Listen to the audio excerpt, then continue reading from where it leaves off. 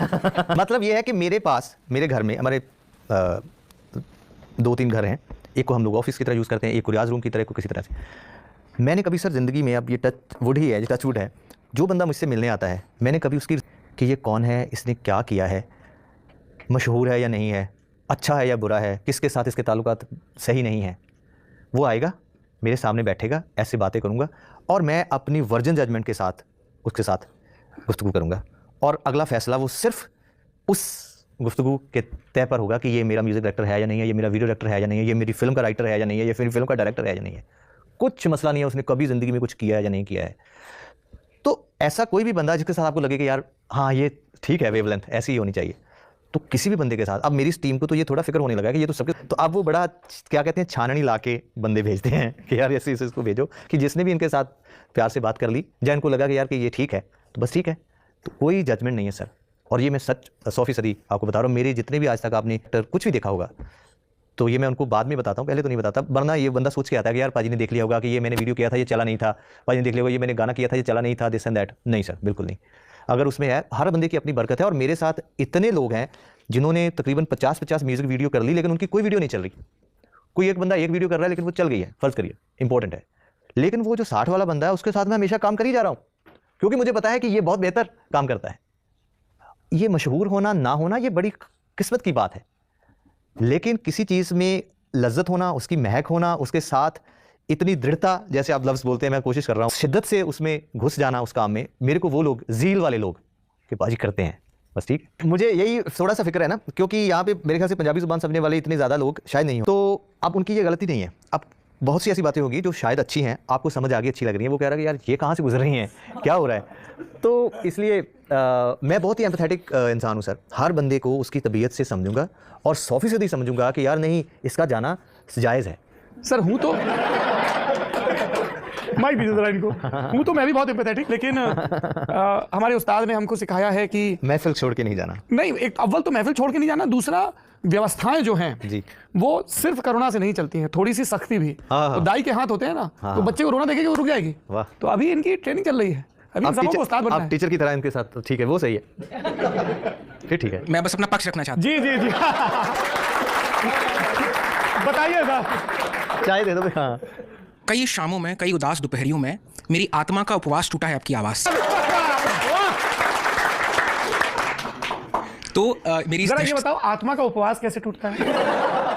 Sir आप इतना बारीक मत जाइए। नहीं नहीं, ये बहुत शब्द में, अरे बहुत माहिर व्यक्ति है भैया, ये सब मेरे उस्ताद हैं। अरे मैं तो सिर्फ माइक पे बोल देता हूँ कि मैंने सिखा रहा हूँ, मैं सीख रहा हूँ इन सबसे। हाँ, शागिर्द हैं हम मीर से उस्ताद के रासिक, उस्तादों में उस्ताद है उस्ताद हमारा। क्या बात है। मैंने बोला ना आपको। अब मुझे पता चल गया कौन उस्ताद है। पर चूंकि वो वैसा आमंत्रण था जिसमें कई लोगों को मैं थे, तो मेरी जिम्मेदारी थी कि वहां पर मैं कम से कम अगर जल्दी लौट गया तो चाबी सही जगह तक पहुंच जाए। यहीं बुला लो। इतनी सी बात थी, बाकी मेरी दृष्टा के लिए माफी। अरे नहीं, उन्होंने मैंने देखा कि भाई ये कहाँ जा रहा है मेरा सिपह सालार। यहीं बुला लो, उनको बोलो कि एक गुल्ला बाहर करके। यूं तो आलीशान इमारत में भी सोते रहते हैं, दौलतमंद अमीर बात सब आखिर में ये कहते हैं, उम्दा कमरे हर एक शख्स किराए पे ले सकता है, 4 दीवारी होने में और घर होने में फ़र्क है, बेहतर बातें करने और बेहतर होने में फ़र्क है, ज़र की सिर्फ चमक रखने और ज़र होने में फ़र्क है।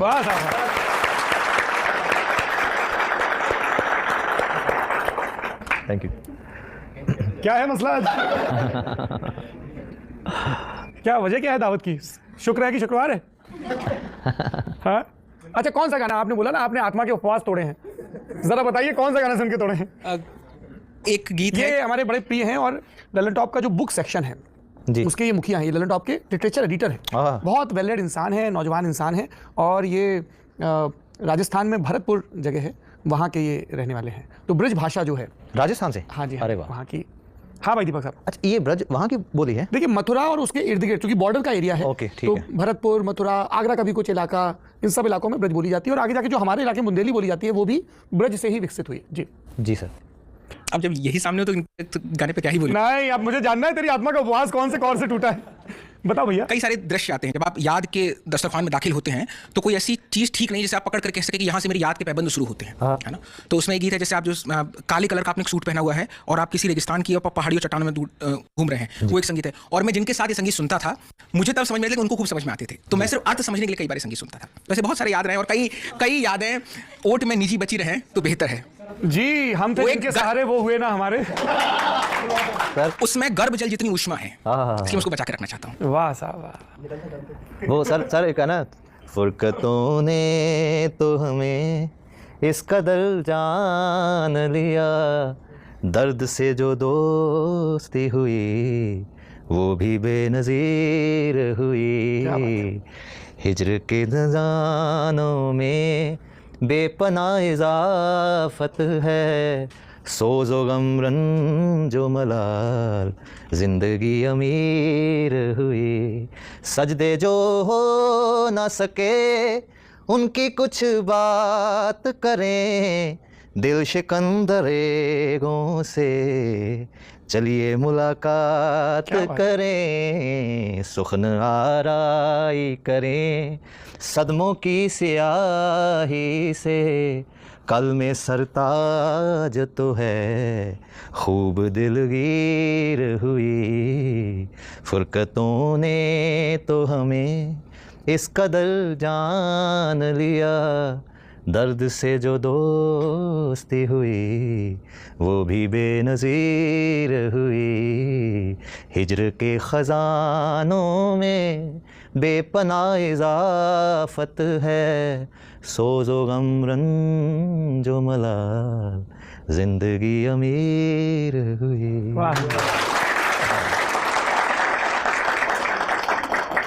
शेर का उधार नहीं रखा जाता, इसलिए अमजद अली असलम से उधार ले रहा हूँ शब्द। अब तो अमजद जुदाई के इस मोड़ पे दर्द की धुंध के सिवा कुछ भी नहीं, जाने मन अभी दिन लौटने के नहीं, छोड़िए वो किस्सा पुराना हुआ, वो जो उलझा था वहशी हवा से कभी उस दिए को बुझे तो ज़माना हुआ।